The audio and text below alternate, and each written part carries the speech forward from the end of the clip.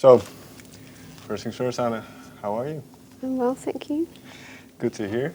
So, where I want to start with is after your second album, One Breath, and you've kind of finished that touring cycle, were you already thinking about the next record, or did that come later? I think it was the beginnings of it was after I finished that tour, and I guess I wrote a lot of songs until I found, the voice for this record. Hmm. And was there a moment that you found that voice? Do you remember that kind of turning point? I think when I wrote the song Hunter, Okay. because it's a song about exploring the idea of pleasure and exploring the idea of a woman as a hunter as opposed to a man as a hunter. And I remember thinking it was an interesting angle, and it was something that I was really passionate about in general, thinking about these ideas. And I think from that point I thought, this feels like a really strong subject matter that I wanted to explore. Because, well, like you say, I can imagine this is something that you've thought about before, and so what made it this kind of period that you started thinking, well, maybe I should delve into it? I think it was a combination of things. I'd moved to France to be with my girlfriend, and I didn't know anyone there, and it was a really good opportunity to I guess explore my identity and explore what being a woman meant, and how I find it very limiting, the idea of the perceptions of performing femininity I find very limiting, and I wanted to see if I tried to strip away all those layers of performance, what would be left underneath, what's the kind of the beating heart of a person when they're not performing anymore. Right. I can imagine, well, I can imagine it either way, but that period of kind of delving into your identity and asking those questions, was that difficult, or was that liberating in a way? It was liberating. I think it's important to be playful with it, and that's how it felt. And I guess that's how I wanted the record to feel. I wanted it to feel like some kind of liberation, some catharsis, a feeling of something more wild and more free. And to express that with the voice and with the guitar, that they're these kind of visceral, primal energies that are being unleashed. And so if we take Hunter, that song that you mentioned, where did it start? Did you start with the guitar or with your voice, or where did it? I mean, it started with the string part. Okay. That's what I wrote first. And then the lyrics just came out as I was singing. And I always like it when that happens, because I feel that it's indicative of it being truthful. Something truthful is happening. So it was a very kind of gradual, very kind of natural process. So it helps if you don't have to think about it too much. Yeah, exactly. Right. And well, you mentioned that primal kind of sound. So did that immediately come out of the guitar then, once you kind of started fleshing things out? Yeah, because I felt that that's the energy I wanted. I wanted it to feel like a galvanizing record. A record to kind of wake you up rather than lull you into sleep. So I was making sure that the guitar was expressing that too.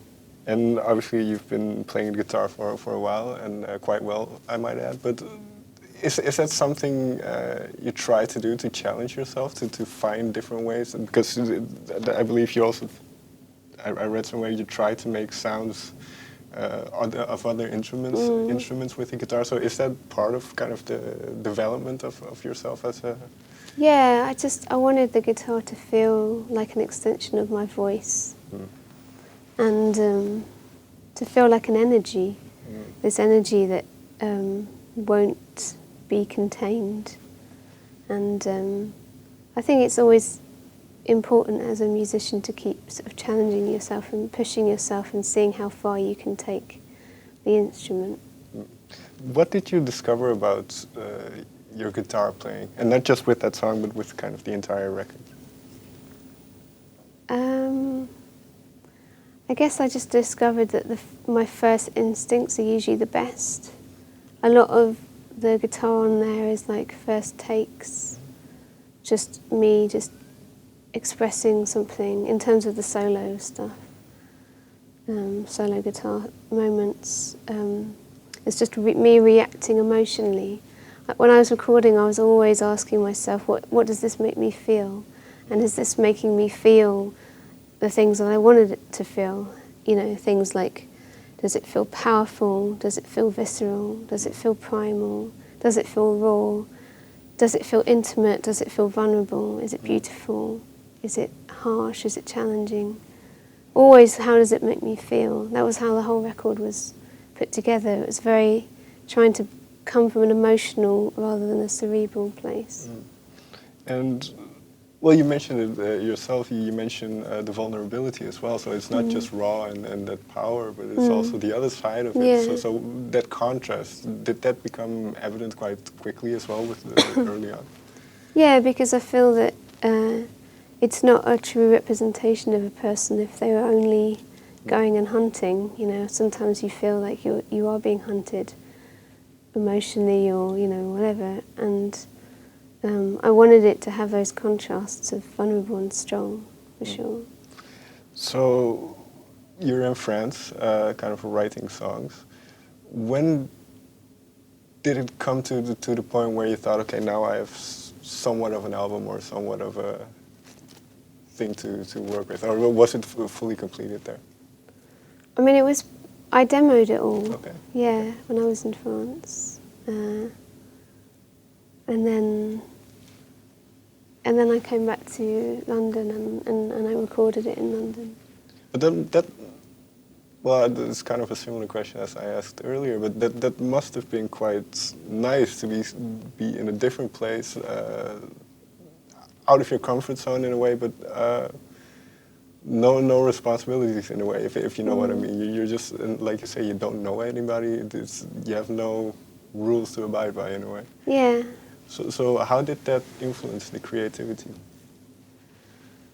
I guess it just it helped me to feel free and I guess to try and write from a really honest place and a really intimate place, not trying to please other people. I just wrote about what I was really passionate about and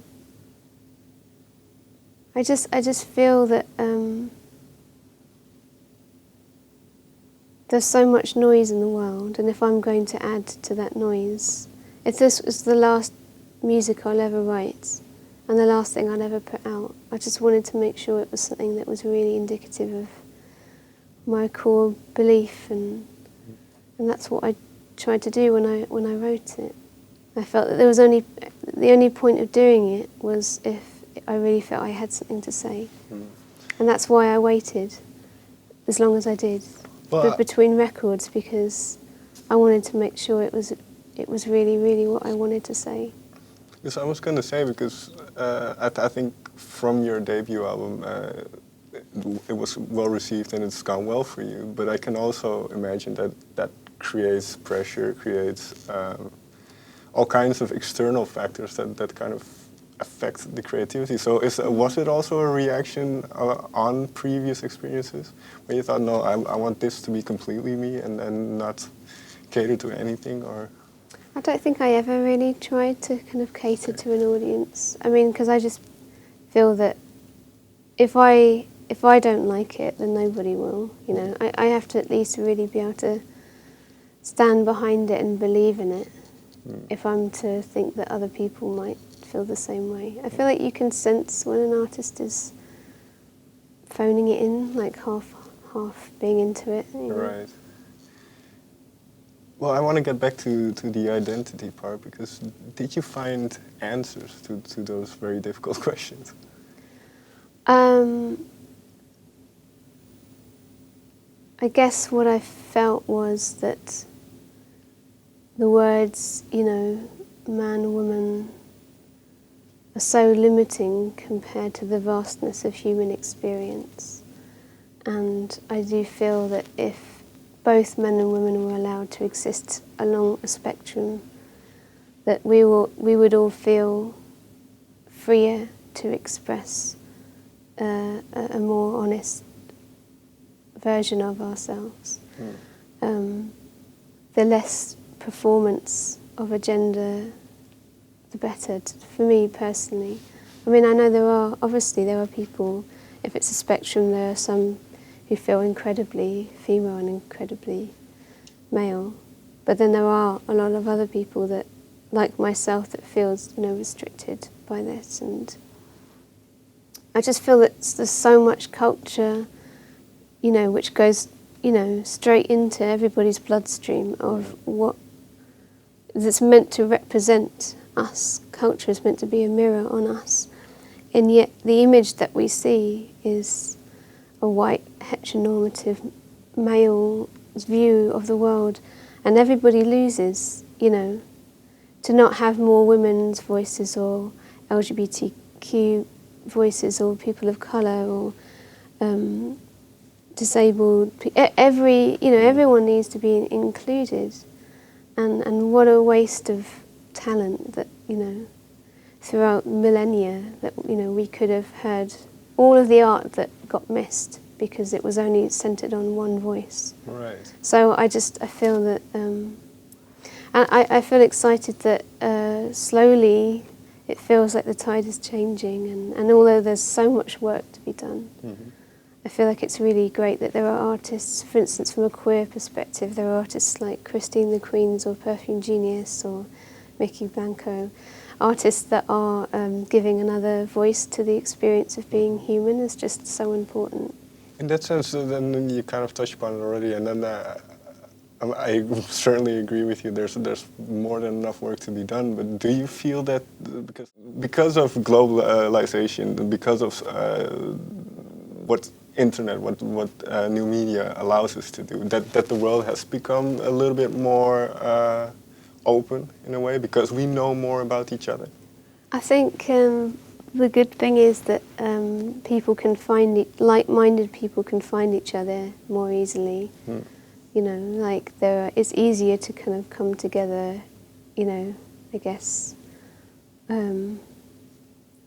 through social media and meet people that, you would never if you were, stuck in a tiny town in the north of England.